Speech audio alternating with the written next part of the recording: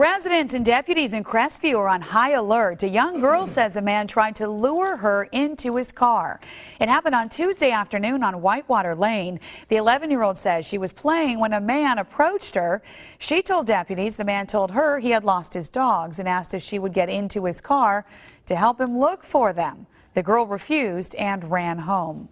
This is the second attempted kidnapping in Okaloosa County in just a week. The first incident happened outside a shopping center on Mary Esther Cutoff in Fort Walton Beach. Witnesses say a woman got out of her pickup truck and tried to get an 11-year-old Crestview girl to get inside.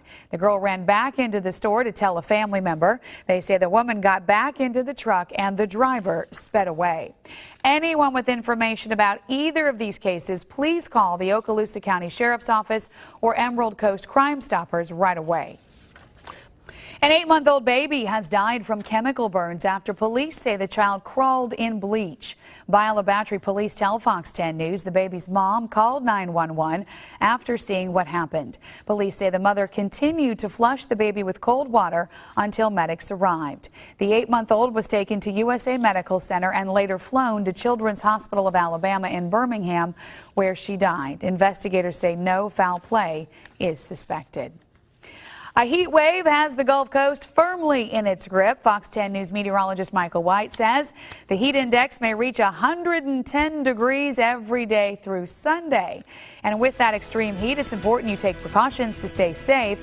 Overexposure could cause you and your family to get sick. Plus, the Mobile County Public School System says some new buses will end up saving it money. Instead of running on diesel fuel, the buses are fueled by propane. 6:06 is our time right now. Thanks for joining us right here on Fox 10 News on this Friday, and we'll be right back. It's a first for Alabama. Mobile County Public Schools has added 30 propane buses to its fleet.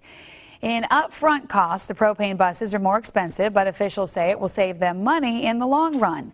Diesel buses cost about $76,000. The propane buses are $8,000 more, but propane goes for about $1.25 a gallon compared to $3.40 a gallon for diesel.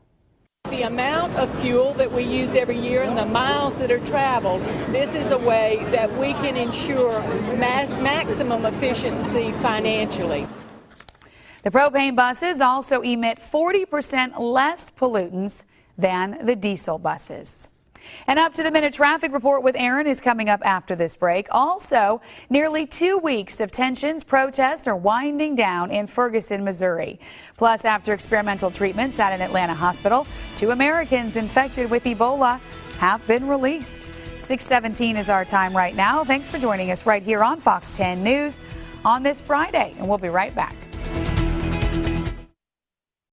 All right, Aaron, thank you. We'll check back in with Aaron for another traffic report in our next half hour this morning at about 6:50. Right now, it is 6:20. The National Guard is leaving Ferguson, Missouri. The state's governor ordered the Guard to begin pulling out of the St. Louis suburb. This follows a third night of relatively peaceful protests. It all comes in the wake of the police shooting of an unarmed teenager.